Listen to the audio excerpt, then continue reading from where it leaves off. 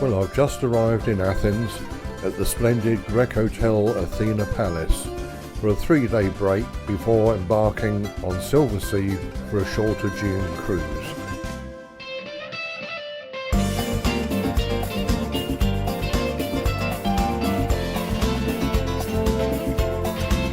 And the hotel couldn't be better placed to one side of Ammonia Square in the Plaka district, or the old town of Athens.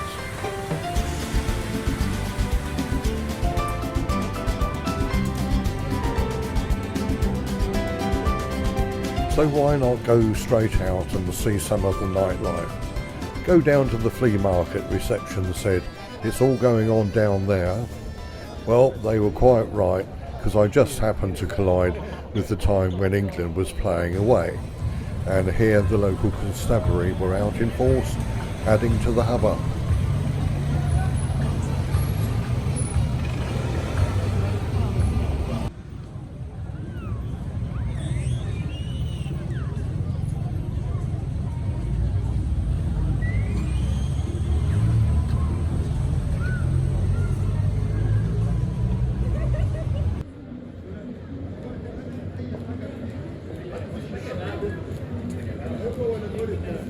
Well, it's now full moon and mid-November, but delightfully warm, even though after dark, looking at the locals, you might think they were worried about getting frostbite.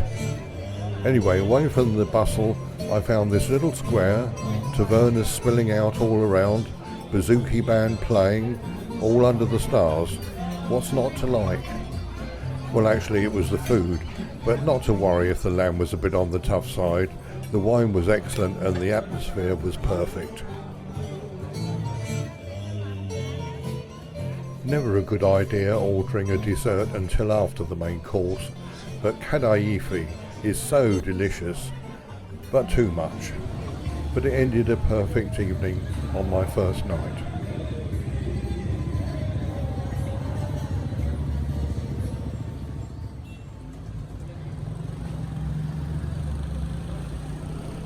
Just a few steps away from the hotel, and a reminder of being in the old town.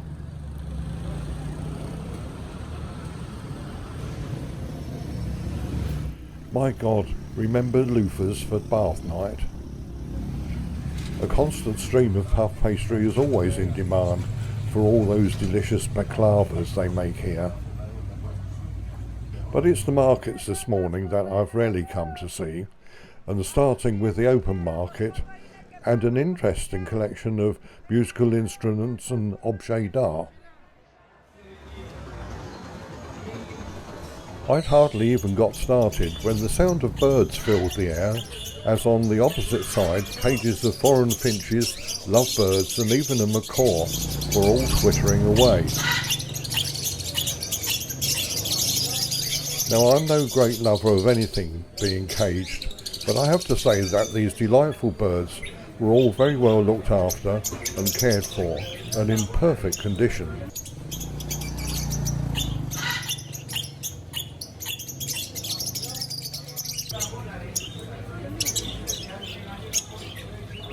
The old lady in black seen here is selling only bulbs of garlic from her basket.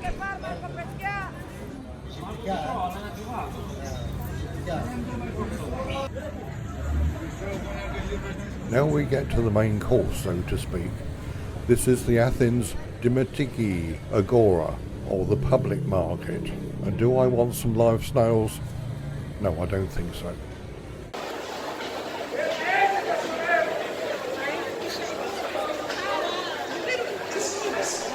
It's the noise that hits you from the moment you step inside. Big, bustly, busy, and fresh meat from just about any animal you like to mention. But interesting as it was, my main passion was to see and hopefully to eat some of the marvellous fish and the shellfish that had seemingly jumped fresh from the sea and onto their counters in the fish market. Oh, and how about some of these grilled? Oh. And the best part of a lobster is in the claws, as we know.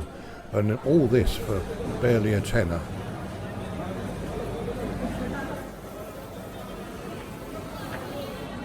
Doing my due diligence, of course, by looking on TripAdvisor, mention was made that there was a secret taverna tucked away within the market, used by the mongers and very difficult to find. After much searching, I have to say, I did find it and ordered 6 number 1 size giant prawns, rolled over charcoal with accompanying salad of beef tomatoes, 2 chilled pewter carafes of local white wine, and a dessert of Greek yogurt and fresh berries. Delicious, and all that was left was a few discarded heads. And the price for this princely lunch? €12, including the tip.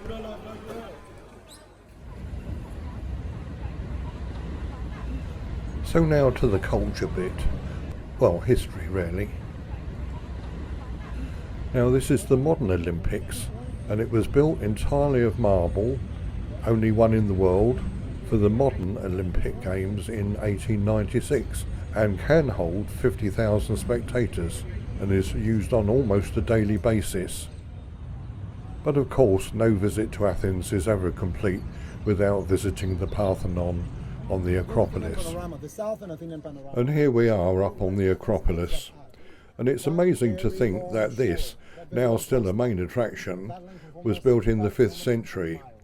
And yet today, even in late November, the site is still swarming with people from all over the world. You see like a big plateau. So basically, there are 2 hills of the same height. Starting from the first one. I was commenting to our guide that I had been coming to see the Parthenon for over 60 years now, and not once have I ever seen it without scaffolding. He then quite rightly laughed and said that in the lifetime of this temple, 60 years was a mere wisp on the time scale, and he was right. Built in the 5th century, led by Pericles, it was constructed of marble and limestone with 43 Doric columns. After the fall of the Roman Empire, it became a Christian church, and then in 1204 the Crusaders took control and it became Catholic. In 1458 the Ottoman Empire took over and it became a mosque, but they then stored gunpowder there which exploded and caused significant damage. And finally into the modern era, the 19th century and the Greek War of Independence led to its restoration. The fascia sculptures are held in museums around the world, including of course the famous Aegean marbles, which are held in the British Museum in London.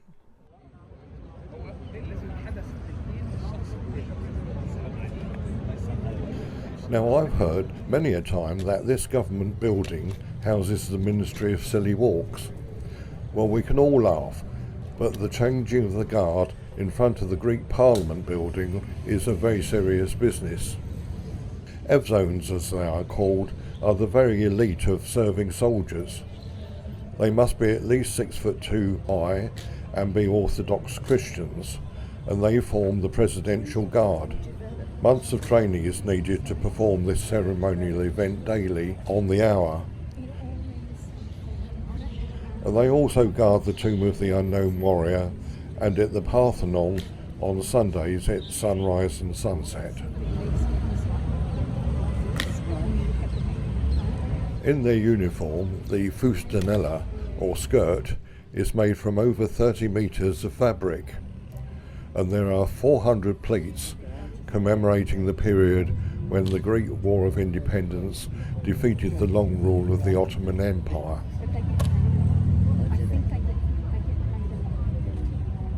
The Zarushia shoes weigh over 3 kilos and have 60 nails in each around the base, hence the very loud stamp. This echoes back to the wartime battles to scare the enemy. And the stockings, or periskelides, are woolen and held up by silk garters with tassels. So there. Well, I just don't know where 3 glorious days have gone, and I feel almost sad to be leaving the excellent hotel, not only for its comfort, but for the best buffet breakfast in Athens. And with a final dinner, including the freshest of tarama salata, followed by a seafood linguine, It was time to leave for the next adventure, a Silversea cruise of the Aegean.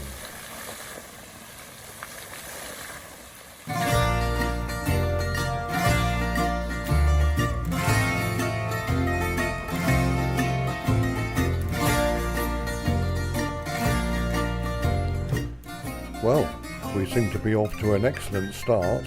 The luggage is already here, the vintage champagne is chilling, and Butler is at the helm with the caviar already. Would you like me to unpack, sir? Well, no thanks, but I could get used to all this pampering.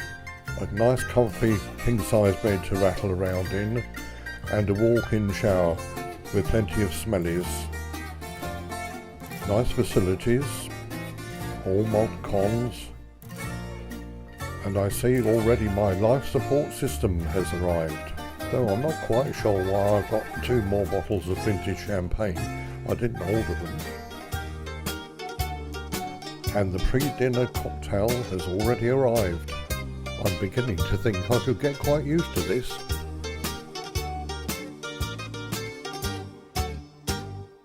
First day of the cruise, and the weather is looking great as we drive through orange groves towards Ancient Corinth.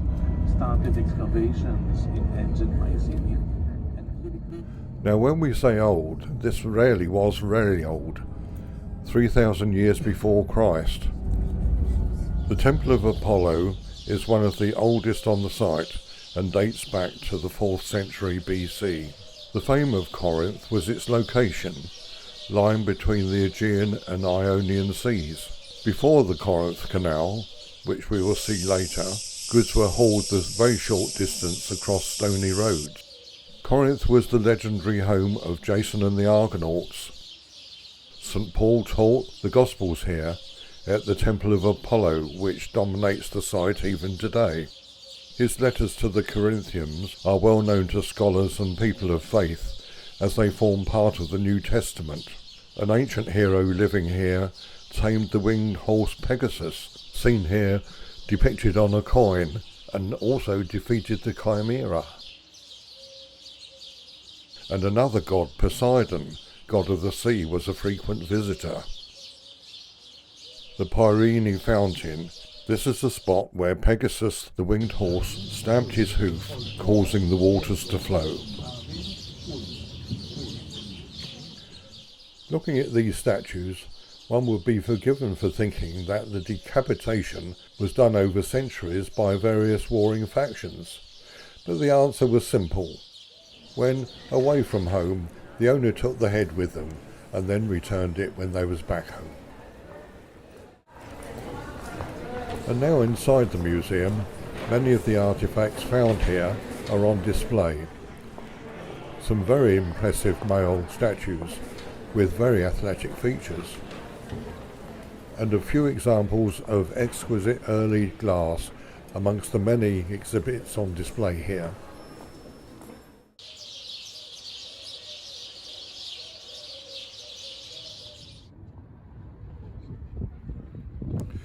As mentioned earlier, we've now arrived at the Corinth Canal.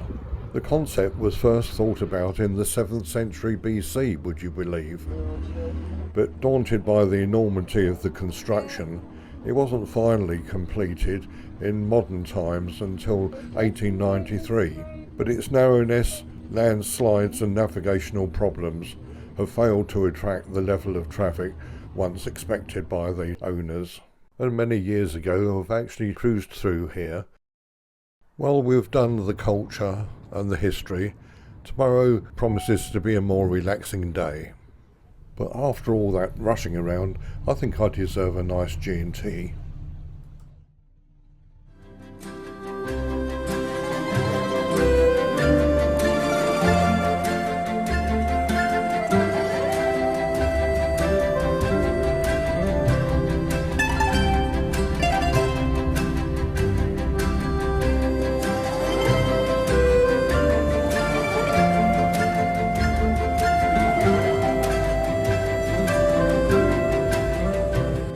Well, most of you old enough to remember might just recall this melody.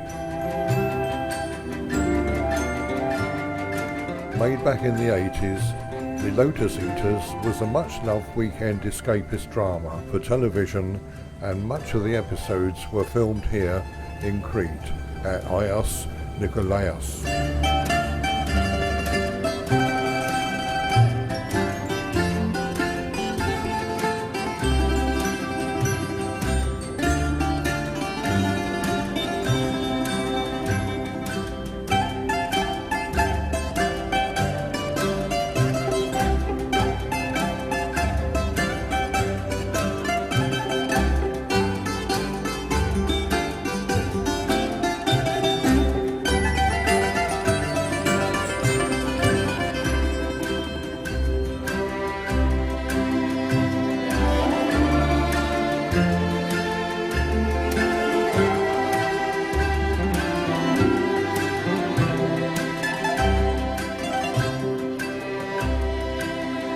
Little has changed here, well, around the lake anyway, since Ian Henry headed the cast of the Lotus Eaters. It's all very quiet, laid back, almost sleepy in November, none of the bustle of high summer.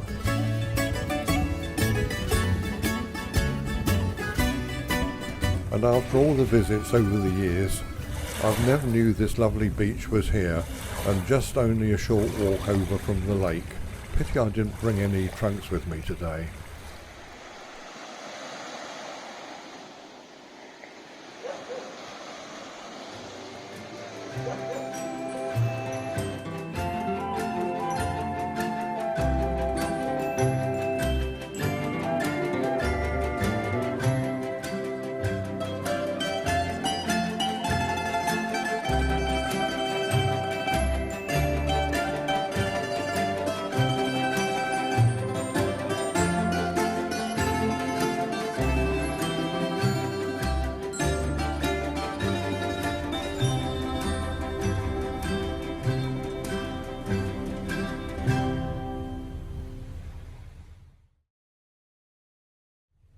Well, now it's about time, I think, we did a little tour of the restaurants on Spirit, which had 11 to choose from.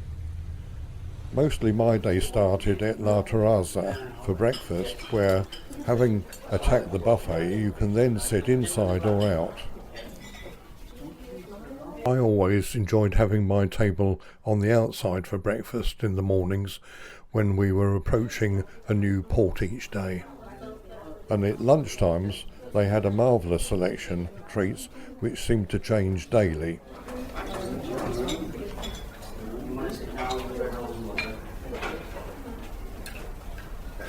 Atlantide was the largest restaurant on board and was a la carte, which served breakfast, lunch and dinner. Just turn up at any time you liked and a table would be found. To be honest, although it wasn't the highest grade on board, I found here that it was more than acceptable and the wines were perfect.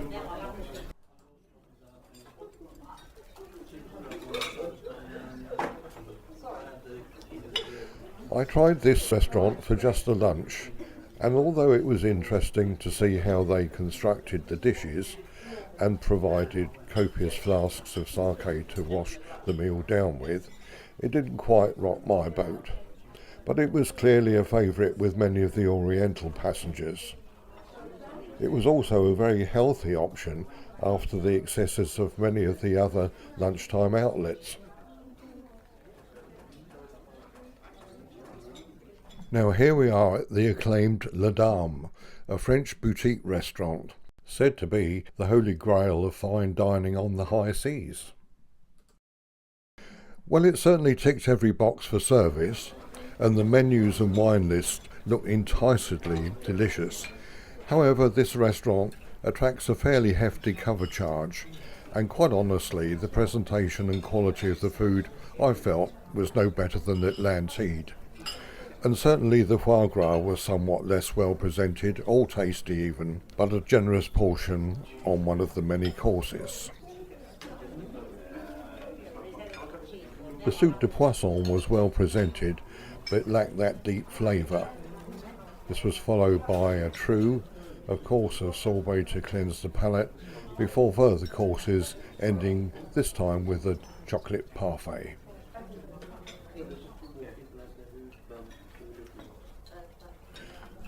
Much less formal and in the evenings around the pool is the Hot Rocks restaurant, where you can select your steak or whatever and then go to your table and cook it all in front of you.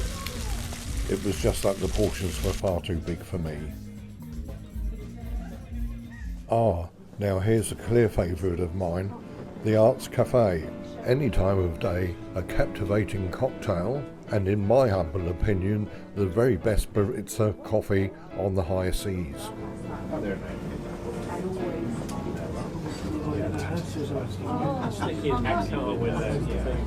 A wonderful selection of pastries, fruit, yogurts, mid-morning,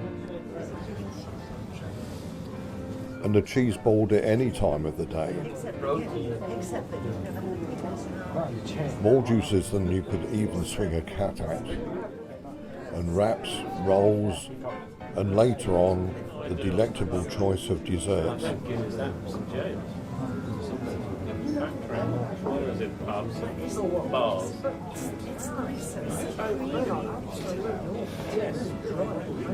It's drinkable, that's the problem. Finishing maybe with some homemade chocolates. That's for topping them up.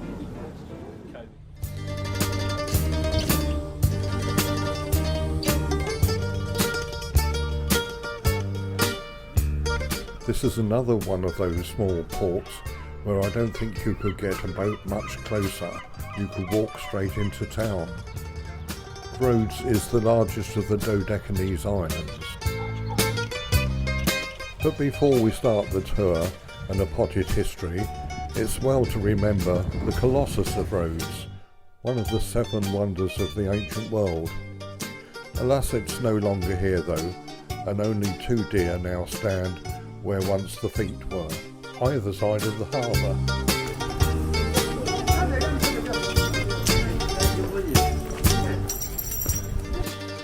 Well, Rhodes has had a lot of history, it seems, going back to Neolithic times at the start, but little remains of this culture now. In more recent times, well, 8th century BC that is, the Dorians were here. Then the Persians invaded in 478 BC. Like most seaports, they prospered until the next invasion came along. Rhodes then became part of Alexander the Great's empire in 332 BC, and in 395 AD, a Byzantine period under the Roman Empire. Crusaders then followed and Ottomans, until in 1912 in modern history, Italy seized power from the Ottomans, and today it belongs now back to Greece. Well, enough of history, and back to another gorgeous day and Rhodes in the early morning sunshine, empty of tourists and a mecca of winding alleyways and silence. Just perfect.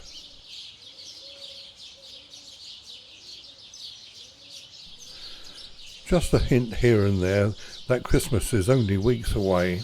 Not that these sleepy cats, seen around every corner, soaking up the sun, have much to worry about. The colourful bougainvillea just glows against the blue sky.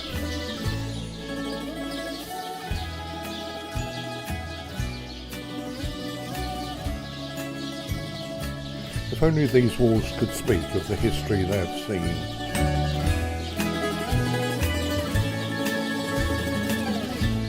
Memories of the Crusader period here.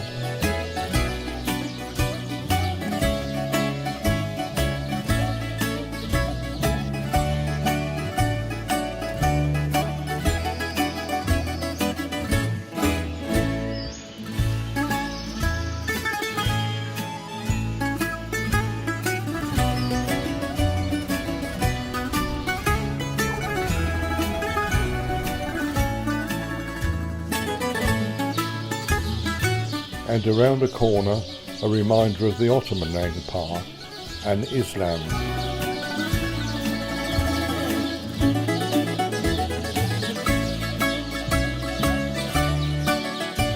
And more of these cats, they're just everywhere. Where'd you come from?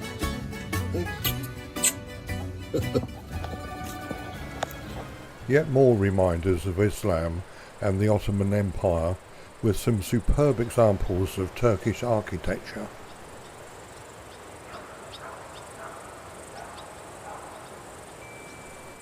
But where is everybody? It's almost noon now, and a handful of people are now just beginning to emerge as I arrive back at the town square and feel an aperitif coming on. Perhaps a nice chilled white and some local olives, and then watch the world go passing by before returning to the ship.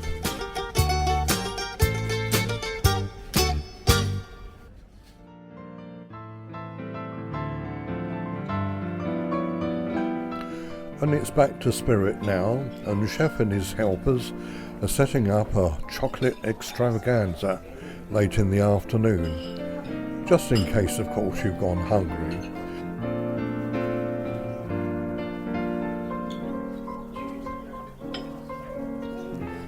Well, you soon learn to pace yourself on this ship.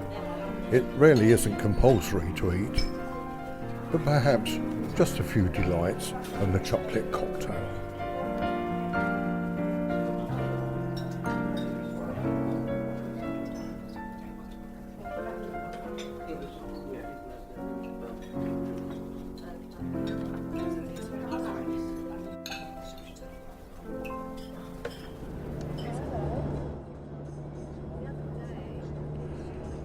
I blinked and now we find ourselves in Turkey, journeying up through the Taurus Mountains en route to visit the Virgin Mary's house at the top, where she lived out the last years of her life on earth.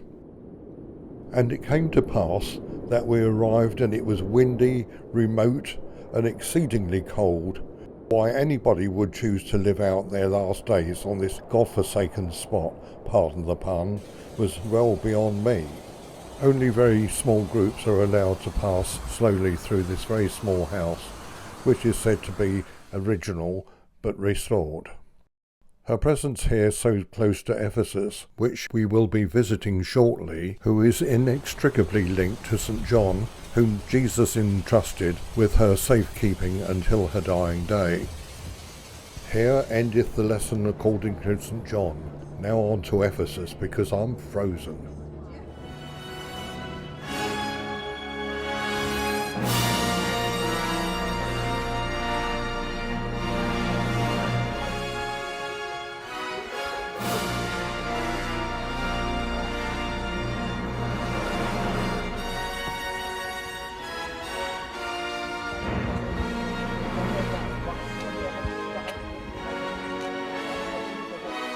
Well, if you ever felt like walking through history, then here's a good place to be, in some very good company, as our guide explained. Starting with some of the nuts and bolts of Roman occupation, he's explaining here the different pipes that were used for hot and cold water supplied to the villas, still in the process of being excavated.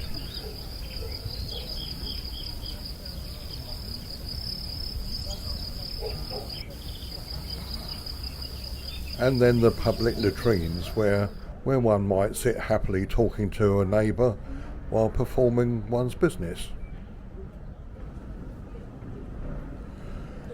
The Temple of Artemis was at one time also one of the 7 wonders of the world.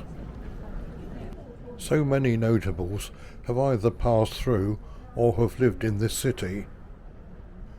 Alexander the Great, Antony and Cleopatra, the Apostle St. Paul wrote his letters to the Corinthians from here, the Emperor Augustus. St. John is thought to have written his Gospel here, and so the list goes on. There did seem to be rather a lot of very healthy and well-fed cats here, and some dogs. The guide explained that the cats help to keep down snakes and scorpions, and the dogs alerted the guards at night when thieves came to steal some of the artifacts.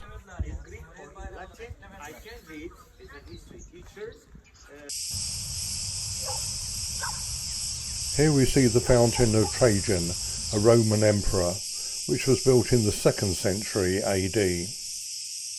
It had 3 pools surrounded by Corinthian columns, and the water flowed down through and then rested against the colossal statue of him, which is now displayed in the museum.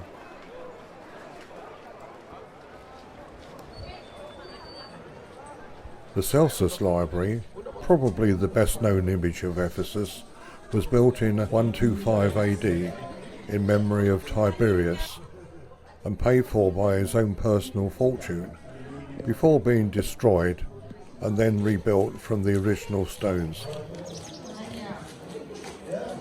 It once held over 12,000 scrolls.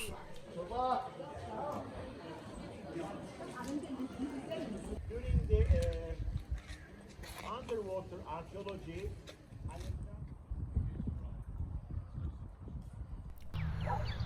The theatre, here at present undergoing some more reconstruction, once held 25,000 people watching gladiatorial battles, and at the time was the largest in the ancient world.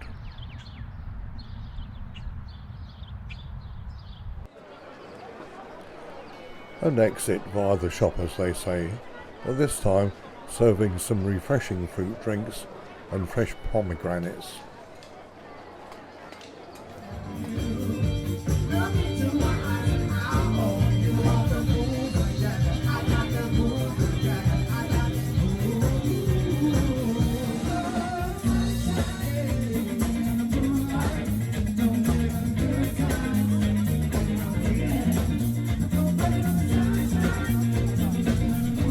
Well, all good things come to an end, and I've had a ball on Silversea.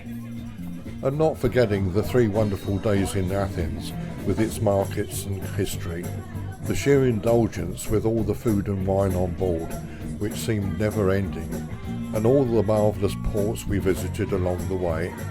Even freezing to death at Mary's house atop the Taurus Mountains is something to look back on and have a laugh at. So it's a bittersweet moment that we dance away the night. The luggage is gone, and all that's left now is some shut-eye before facing the journey home in the morning, leaving us with just the memories of our time in the sun.